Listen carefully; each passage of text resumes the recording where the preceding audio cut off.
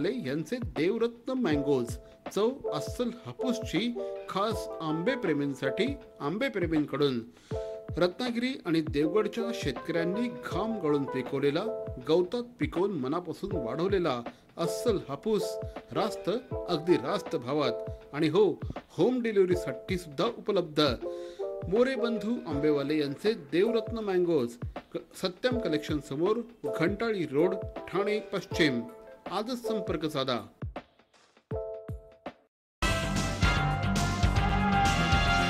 नमस्कार. ठाणे वर्तमानमध्ये मी नितीन बोरसे आपलं पुन्हा एकदा हार्दिक स्वागत करतो. मंडळी, गेल्या काही वर्षांमध्ये आपल्या घरांमध्ये हायजीनला खूप अनन्यसाधारण अशा प्रकारचं महत्त्व प्राप्त झालं. पूर्वी जर का तुम्ही घरांमध्ये बघितलं असेल तर ठिकठिकाणी कॉक्रोचेस असायचे, बरेच कुठून तरी एखाद्या बिळातनं उंदीर बाहेर पडायचा. काही वेळेस तर म्हणजे मी ज्यावेळेस लहान असताना माझ्या पायाच्या टाचं उंदरांनी खाल्लेल्या आहेत आणि त्यातनं माझ्या काय काय काय काय झालेलं असेल, आय डोंट नो. हे कॉक्रोच घरामध्ये असतो तर अतिशय कॉमन होतं. त्याचप्रमाणे वेगवेगळ्या ठिकाणी वाळवी लागलेली असायची. या सगळ्या गोष्टींवर उपाय हा पेस्ट कंट्रोल इंडस्ट्री जसजशी इव्हॉल्व्ह होत गेली तसतशी याच्यावरची मोठ्या प्रमाणामध्ये आपल्याला उपाययोजना मिळू लागली.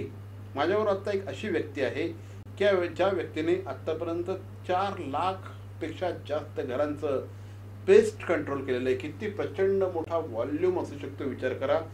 4 लाख घरांचं पेस्ट कंट्रोल. माझ्यावर आत्ता आहे श्री चिंतामण चिरकर. चिंतामण सर, सर्वप्रथम हार्दिक स्वागत. थँक्यू. नमस्कार. चिंतामण सरांची जर ओळख करून द्यायची झाली तर A1 star pest control services या कंपनीचे ते सर्व आहेत. या कंपनीचे जे ऑपरेशन्स आहे हे मुंबई, ठाणे, पुणे आणि आता कोकणातलं खेड या ठिकाणी देखील त्यांचं ऑपरेशन्स आहे. त्या ठिकाणी ते कार्यरत असतात. आजवर असंख्य म्हणजे कमीत कमी 200, 250, 300 पेक्षा जास्त तरुणांना रोजगार देण्याचं महत्त्वपूर्ण कार्य या व्यक्तीने केलेलं आहे. आता आपण त्यांच्याशी याच विषयात बातचीत करणार आहोत. सर, जवळपास 3 ते 4 लाख घरांचं तुम्ही पेस्ट कंट्रोल केलेलं आहे. काय किती प्रचंड मोठा हा जनसंपर्क आहे, किती मोठं काम आहे, किती भयंकर कष्ट केले असतील तुम्ही, काय सांगाल? यासाठी सर इंडस्ट्री करताना खूप त्रास झालेला आहे. उदाहरणार्थ मी पहिला गोदरेज इंडस्ट्रीमध्ये होतो. म्हणजे गोदरेज इंडस्ट्री म्हणजे गोदरेज हायकेअर यांचं एक डिपार्टमेंट होतं. या पेस्ट कंट्रोलमध्ये कामाला लागलो. बरोबर. तर 2004 पासून ते 2010 पर्यंत होतो. जेव्हा ती इंडस्ट्री विकली गेली ISSला, त्याच्यानंतर मी कंपनी सोडून स्वतःचं माझं बिझनेस केलं. आणि मग मला जॉब नसल्यामुळे मला काही काळानंतर मी गोदरेज अँड बॉईजमध्येच गेलो. त्यांनीच सांगितलं काय असेल तू स्वतःचं कर. मग त्यानंतर म्हणजे मला त्यांनीच इथे काही जॉब मिळणार नाही, तू काहीतरी कर असं त्यांनी सांगितलं. मग त्यांनीच मला जॉब दिला. काही तिथेच मला काम करण्याची संधी मिळाली आणि त्यांनी काम दिल्यानंतर आणि पुन्हा माझी स्वतःची कंपनी चालू करून मी माझा बिझनेस चालू केला. पण त्यासाठी खूप कष्ट करावं लागले. त्यावेळेस स्वतः लेबर नसताना आम्ही काम केलं. इव्हन आम्ही स्वतःहून बॅगा घेऊन, पंप घेऊन काम केलेत. ह्याच्यासाठी क्लायंट जे होते चांगला बेस होता आणि माझा गुडविल होता मार्केटमध्ये. कारण गोदरेज हायकेअरमध्ये कामाला असताना एक्झॅक्टली त्या कंपनीने मी काही ॲडव्हर्टायझिंग न करता क्लायंटने आपल्याला बोलवलं आणि तो काम दिलं गेलं. आणि त्या कामाच्या निमित्ताने अशा एका कस्टमर टू कस्टमर अशा प्रत्येक रेफरन्स कॉल हा चांगला मिळाला. सर्व्हिस उत्तम प्रकारे दिली गेली. जे मोठ्या कंपनी सर्व्हिस देत नव्हत्या, वेळेला अभावी त्यांना पोचत नव्हते, पण त्या कारणाने आम्ही प्रत्येक कॉलला त्यांचा रिस्पॉन्स देऊन पटापट जात होतो. आणि त्यानुसार सर्व्हिस करता करता आज मोठं एक स्वतःचं आपलं ऑफिस घेतलेलं आहे ठाणे येथे. इव्हन आपण आता नवीन खेड इथे रत्नागिरी खेडमध्ये काढलं, चिपळूण, सिंधुदुर्ग, खेड, दापोली या ठिकाणी चालू केले आपण. पुण्याला ब्रँच आहे, ठाणे, मुंबईमध्ये ब्रँच आहेत आणि पॅन इंडिया आम्ही काम करतोय. एक्झॅक्टली. म्हणजे एका कंपनीमध्ये म्हणजे गोदरेज सारख्या कंपनीमध्ये चिंतामण सर नोकरीला होते, पण उद्योजकता त्यांच्या अंगामध्ये होती. उद्योजकता अक्षरशः अंगात भिनलेली होती आणि त्या माध्यमातून त्यांनी आपला स्वतःचा व्यवसाय करायचा या दृष्टिकोनातून ते प्रयत्नशील होते. 2010 साली त्यांनी त्यांची कंपनी सुरू केली आणि या कंपनीच्या माध्यमातून पेस्ट कंट्रोलचं काम सुरू केलं. घरामध्ये जे काही उंदीर असतात, वाळवी असते, झुरळ असतं, ह्या सगळ्यांवर कंट्रोल आणण्याचं काम त्यांनी केलं. एक्झॅक्टली काय काय करते तुमची कंपनी आज? तर सांगायचं तात्पर्य झालं की पेस्ट कंट्रोल ही नॉर्मल सगळ्यांना गरजेचा भाग आहे. आज जर तुम्ही प्रत्येकाच्या घरात गेला तर कॉक्रोचेसची प्रॉब्लेम असतोच. कॉक्रोचेसमुळे काही आजार येतात, डिसेंट्रिया वगैरे ह्या प्रकारचे किंवा मच्छरमुळे मलेरिया ह्या प्रकारचे पण आजारी होतात. त्याच्यासाठी प्रत्येक केमिकल्स वगैरे बनवले गेले आहेत. तर आम्ही जनरल पेस्ट कंट्रोल देतो, जेणेकरून घरामध्ये गेल्यानंतर त्याची सर्व्हिस काय केली पाहिजे, त्याला इन्स्पेक्ट करून त्याला प्रत्येक गोष्ट जजमेंट घेऊन घरातल्या किचन पासून त्या घरातल्या टॉयलेट बाथरूम जजमेंट घेऊन त्याला सर्व्हिस त्या प्रकारे दिली जाते. जेल किचन मध्ये लावलं जाईल, स्प्रे केलं जाईल, त्या स्प्रेचा कुठल्याही प्रकारचा वास नसेल, कुठल्याही प्रकारचा म्हणजे हिचिंग न होता. म्हणजे कोणत्याही जर एखाद्या घरात अस्थमा पेशंट आहे, आजारी कोण पेशंट आहे, त्याला सुद्धा कोणत्याही प्रकारचा त्रास न होता सर्व्हिस दिली जाते. प्लस वाळवीसाठी असते, वाळवीसाठी पण केमिकल वापरतो, तो पण विदाऊट वासाचा वापरला जातो. त्याला 1-1 फुटावर होल करून केमिकल टाकून, प्रत्येक होलमध्ये केमिकल टाकून बंद करून ह्या सगळ्या सर्व्हिस प्रॉपर विजिबल याच्याप्रमाणे कस्टमरच्या लागणाऱ्या गरजेप्रमाणे सर्व्हिस दिली जाते. तुम्ही एक्झॅक्टली खूप मोठ्या प्रमाणामध्ये अजूनही डासांचा त्रास खूप असतो. तर तुम्ही या संदर्भात देखील खूप चांगल्या गोष्टी तुम्ही आणलेल्या आहेत, त्याविषयी सांगा जरा. बघा, आता काही ठिकाणी आता बिल्डिंग कंस्ट्रक्शन तर भरपूर चालू आहेत, इव्हन गटर नाळे पण आहेत. त्या ठिकाणी आम्हाला ज्या आता क्लायंट जेव्हा सर्व्हिसेस येतात, त्या सर्व्हिसेस घेतात त्यावेळेस काय होतं की त्यांच्या आम्ही पहिला विजिट करतो. विजिट केल्यानंतर कुठे बिल्डिंग आहे याचा अंदाज काढतो. मग ज्या ठिकाणी आम्हाला काही मलेरिया ऑइल वापरायचं आहे, काही ठिकाणी मच्छरचं केमिकल स्प्रे करायचं आहे, काही ठिकाणी तिथे फॉगिंग करायचं आहे. प्रत्येक ठिकाणी आता उदाहरणार्थ एखादी सोसायटी घेतली, त्या सोसायटीमध्ये आम्ही गेलो तर त्याचं पाण्याचं स्टेग्नंट वॉटर कुठे आहे ते बघितलं तर त्याच्यात मलेरिया ऑइल टाकलं जाईल. आणि जसं जिना असेल, ज्या डार्कनेस एरिया असतात जिथे त्याला मच्छर बसून तयार होते थंड वातावरण, अशा ठिकाणी आम्ही स्प्रे करतो. स्प्रे केल्यामुळे मच्छर काय होते, उठली जाते. आणि त्यावेळेसच आम्ही काही वेळाने फॉगिंग केली जाते, म्हणजे धूर सोडला जातो. जे तुम्ही बघितलं असाल BMC वाले कसे धूर घेऊन सोडतात, तसंच आम्ही मशीन घेऊन असं धूर सोडतो, जेणेकरून त्या मच्छरला आम्ही मारण्याचा प्रयत्न करतो. याने काय रिझल्ट चांगला मिळतो. बघा, फॉगिंग धूर कोणीही करू शकतो, पण जर स्प्रे केला, ट्रीटमेंट चांगली केली आणि चांगल्या मार्गाचं सोल्युशन दिलं, याचा अर्थ की तुम्हाला कुठे मच्छर तयार होते ह्याचा जर अंदाज तुम्ही घेतला तर प्रॉपर सर्व्हिस होईल. Exactly. CP Goenka International School, nurturing talent at young age for scholastics, sports and performing arts in global perspective. Proud to have world toppers and country toppers in 10th standard Cambridge examinations. Ranked the best emerging school by the Times of India for personality over percentage. CP Goenka is the intelligent choice. सर्व नागरिकांना आवाहन करण्यात येत आहे की सध्या डासांमार्फत पसरणाऱ्या dengue या आजाराचा प्रसार रोखण्यासाठी प्रत्येकाने पुढील प्रमाणे कार्यवाही करावी. डेंग्यू आजार एडिस इजिप्ती हा डास चावल्याने होतो. या डासांची पैदास साचलेल्या किंवा साचवलेल्या स्वच्छ पाण्यामध्ये होते. 8 दिवसांपेक्षा जास्त दिवस पाणी उघडे व साचून राहिल्यास त्यात डास अंडी घालतात. अंड्यांच्या अळ्या तयार होऊन पुढे डास तयार होतात. यासाठी आपल्या घरातील पाणी साठे, उदाहरणार्थ बॅरल्स, पिंपे, टाक्या, हौद, रांजणे इत्यादी दर आठवड्याला रिकामे करून घासून पुसून कोरडे करून पुन्हा भरावे.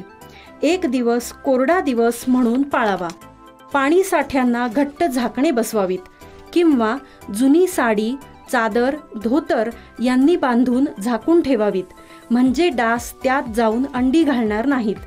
घराच्या गच्चीवर, आजूबाजूला, अंगणात कोठेही पाणी साचू देऊ नये. भंगार सामान उघड्यावर टाकू नये, उदाहरणार्थ टायर्स, प्लास्टिक सामान, कुंड्या, टाकाऊ वस्तू इत्यादी. अशा सामानात पावसाचे पाणी साठून त्यात डेंग्यूच्या डासांची पैदास होते. घरातील कूलर्स, फ्रीजच्या पाठीमागील ट्रे हे देखील वेळोवेळी कोरडे करावेत. लक्षात ठेवा, नुसत्या फवारणीने डास घनता कमी होत नाही, तर त्यासाठी डास पैदास ठिकाणे नष्ट करणे ही आपल्या सर्वांची जबाबदारी आहे.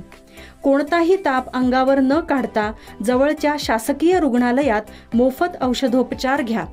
अशा प्रकारे नागरिकांनी सहकार्य केल्यास डेंग्यूचा प्रसार रोखणे सहज शक्य आहे.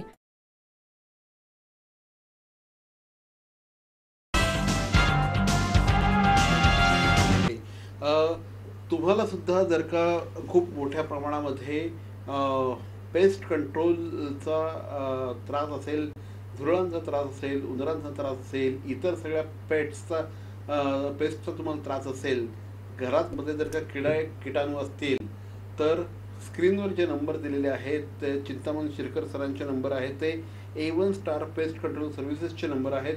तुम्ही फोन उचलून त्यांना थेट कॉल करू शकता. तुमच्या घरामध्ये 24 तासाच्या आत ते सर्व्हिस देतात आणि प्रॉम्प्ट सर्व्हिस हा त्यांचा एक खूप मोठा USP आहे.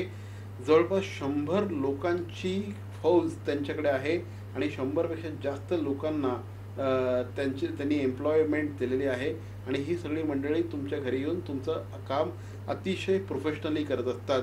तर गेल्या काही वर्षांमध्ये कबुतरांचा खूप त्रास झाला आहे. विशेषतः माझ्या घरात तर आम्ही आता ते सगळ्या गोष्टी करून घेतलेल्या आहेत, पण ह्या कबुतरांसाठी सुद्धा काही करता येतं का? कसं असतं बघा, कबूतर आज तुम्ही TMC महानगरपालिका, मुंबई महानगरपालिकेने ऑलरेडी न्यूजपेपरला दिले की कबूतरमुळे हे आजार होतात, ते आजार होतात, असे भरपूर सांगितलं जात आहे आणि त्याच्यावर तुम्हाला गव्हर्नमेंट पण खूप काळजी करण्यास सांगतंय. त्याप्रमाणे ते कबूतर बसू नये म्हणून आम्ही बर्ड नेट म्हणून जाळी लावली, कबूतर जाळी लावतो. का त्याच कबूतर जर आला बसला तर तो सीट घालणार नाही, मग तो बसू शकत नाही, त्यासाठी प्रतिबंधक म्हणून जी जाळी लावली जाते. दुसरं, कबूतर येऊन AC वर पण बसतो तुमच्या. घरच केलं बरोबर, 3 BHK बांधलं. तर अशा ठिकाणी पण आम्ही प्रतिबंधक करतो. म्हणजे याचा अर्थ की स्पाइक गार्ड असतात जे तार लावलेले असतात आणि त्या ताराप्रमाणे तो जर कबूतर तिकडे येऊन बसायचा प्रयत्न करणार तर त्याला टोचलं जाईल, मग तो बसत नाही. मग हे स्पाइक गार्ड पण लावले जातात जेणेकरून म्हणजे तुम्हाला बर्ड नेटिंग पण होते, स्पाइक गार्ड पण होते, कसं कबूतर बसू शकणार नाही. ह्या पर्याय आम्ही तुमच्या जागा बघून आम्ही तुम्हाला सांगतो की ह्याप्रमाणेच करा. त्याप्रमाणे आम्ही अजून काय करतो, इनयुजेबल ग्रिल करतो. इनयुजेबल ग्रिल म्हणजे काय की आता पहिला जर तुम्ही घर करायचं तेव्हा लोखंडीची जाळी बनवली जाते विंडोवर, पण आता इनयुजेबल म्हणजे लोकांना कळलं नाही पाहिजे माझ्या घरात काय जाळी आहे म्हणून इनयुजेबल SS वाली ह्याची जाळी बनवून लावतो. प्लस आम्ही मॉस्किटो नेट पण करतो. मॉस्किटो नेट म्हणजे मच्छर तुमच्या घरात येऊन ती स्लायडिंग वाली असते, जेणेकरून ती स्लायडिंग ओपन केली की तुम्हाला तुम्ही ओपन झाला किंवा लावली तर मच्छर तुमच्याकडे येणार नाही. म्हणजे त्याला स्लायडिंग वाली मॉस्किटो नेट पण आम्ही बनवतो. Okay okay okay. तर ह्या अशा अनेक प्रकारच्या सर्व्हिसेस आहेत. कबुतरांचा प्रॉब्लेम तर मला माहिती आहे तुमच्यापैकी जवळपास प्रत्येकाला हल्ली आपल्याकडे चिमण्या आणि कावळे कमी दिसतात आणि कबुतरच जास्त दिसायला लागलेले आहेत आणि या कबुतरांमुळे अनेक प्रकारचे श्वसनाचे विशेषतः आजार होत असतात. गेल्या काही वर्षांमध्ये आपण बघितलेलं आहे की खूप मोठ्या प्रमाणात न्यूमोनियामुळे लोक मृत्युमुखी पडत आहेत. त्याचं एक कारण हे सुद्धा असू शकतं की हे जे कबुतरांच्यामुळे जे काही जीवाणू विषाणू हे पसरतात हवेत आणि that is the one of the most important reason. मी 6व्या मजल्यावर राहतो. ओके 6व्या मजल्यावर राहतो, पण तरीही बऱ्याच जण असे उंदीर कुठून चढून येतात हे काय आम्हाला लक्षात येत नाही. तर अशा पद्धतीने तुम्ही काही करता का? सर ऍक्च्युली काही लोकांना याचं ज्ञान आहे, नाही असं नाही, पण ते प्रॉपर काय केलं पाहिजे. लोकांकडे उंदीर गेलंय तर त्याला मार्गदर्शन देणं गरजेचं आहे. तुमच्या जर घरी उंदीर येत असेल तर एक तर तुमची किचनची विंडो असेल किंवा बाथरूमची विंडो असेल, त्या ठिकाणी ड्रेनेज लाईन गेली असेल, गॅस पाईपलाईन गेली असेल, तिथून तो उंदीर वरती चढतो. तर आम्ही काय करतो की त्या पाईपलाईनला चढू नये म्हणून रॅडगार्ड लावतो. उंदराचा पत्रा असतो जो रॅडगार्ड साठी आम्ही ते पाईपलाईन असतात त्याच्यातून रॅडगार्ड लावला जातो. तर रॅडगार्ड लावल्यानंतर जो उंदीर वरती चढतो तो त्याला चढायला मिळत नाही, तर त्याला चढताना तो खाली पडणार तरी तो चढण्याचा प्रयत्न करणार नाही. त्यामुळे तो तिथून हे करतो. म्हणून आम्ही काय करतो, त्याला ड्रेनेज पाईपलाईनला, गॅस पाईपलाईनला आणि त्यांचे नळ पाईप असतात त्या प्रत्येक पाईपाला आम्ही रॅडगार्ड लावतो, जेणेकरून तो रॅडगार्ड लावल्यानंतर तिथून तो उंदीर चढणार नाही आणि त्याला प्रतिबंधक होऊन जातो. Okay okay okay. तर अशा प्रकारचे अनेक गोष्टी ते करतायत. आपल्या घरामध्ये वाळवी असते, खूप छान फर्निचर आपण करतो, आपले इव्हन आपलं घराचं इंटिरियर खूप छान करतो, पण कुठून तरी हळूहळू ती वाळवीची सगळी हेरेक दिसायला लागते आणि मग तुम्ही केलेला सगळा खर्च हा अक्षरशः वाया जातो. आणि सगळ्यात महत्त्वाचं म्हणजे जे इमारतीचं जे संपूर्ण स्ट्रक्चर असतं, हे स्ट्रक्चरच त्या वाळवीमुळे खराब होतं की काय, अशा प्रकारचं सुद्धा कधी कधी भीती निर्माण होते. हा किती मोठा प्रॉब्लेम आहे सर हा वाळवीचा.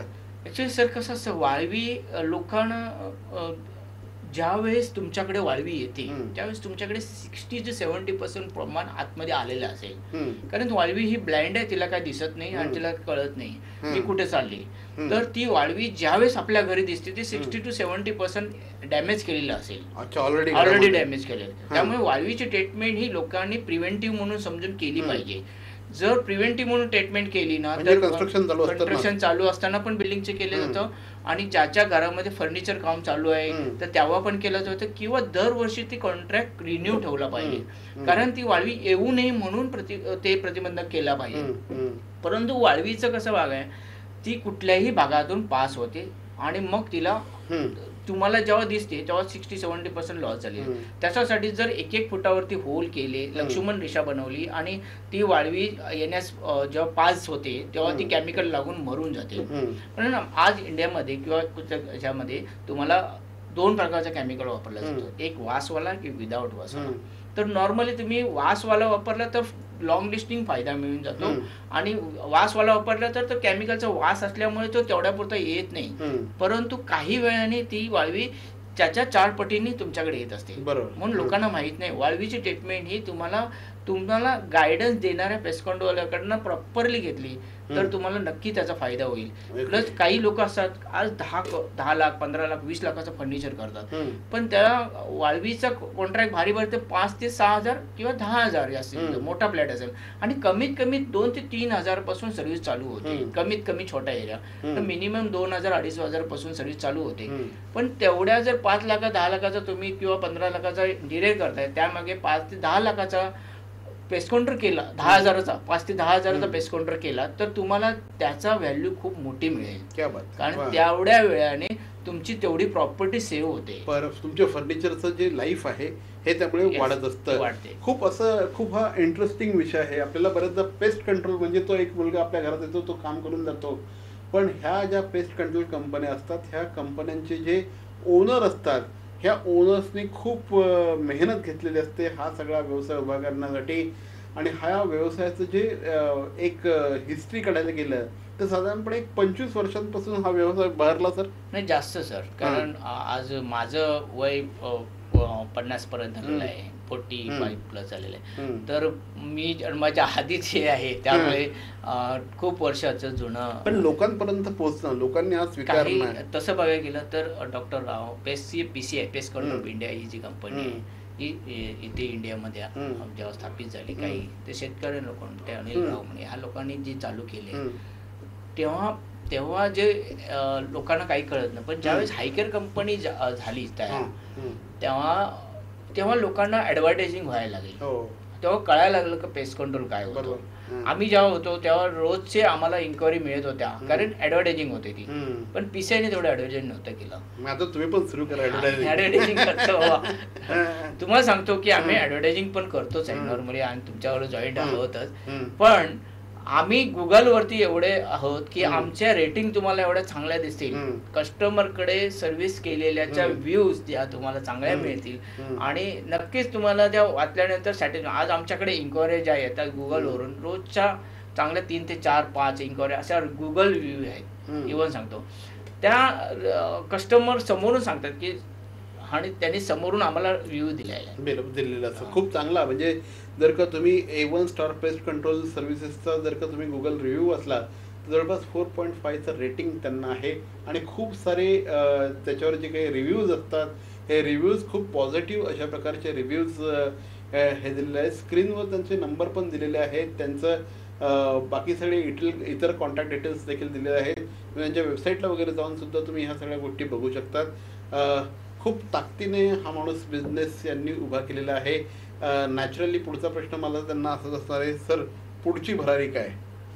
सर माझा एम तर खूप मोठा आहे. तसं बघायला गेलं तर मी माझा सुरुवातीला विचार केला होता की मला काहीतरी कमवून माझं स्वतःचं कुटुंब चालवायचं होतं. पण आता माझा प्रयत्न एम होतं की माझ्याकडे आज 25 ते 30 माणसं आज काम करतात, तर उद्या 50 ते 100 लोकांना रोजगार कसा देता येईल, जेणेकरून प्रत्येकाच्या घराला आपण प्रत्येकाला मदत करता येईल आणि त्यामुळे लोकांची काही गरजा भागवू शकतात. बरोबर. तर ह्या गोष्टीचा एम आहे आणि मला मुंबईमध्ये माझे ब्रँचेस तर आहेच, तर पॅन इंडिया आपण काम करतो त्या दुपटीने अजून कसं करता येईल ह्याचा प्रयत्न आहे. क्या बात आहे. तर हा माणूस ना असं सामाजिक क्षेत्रात अग्रेसर असलेला माणूस आहे.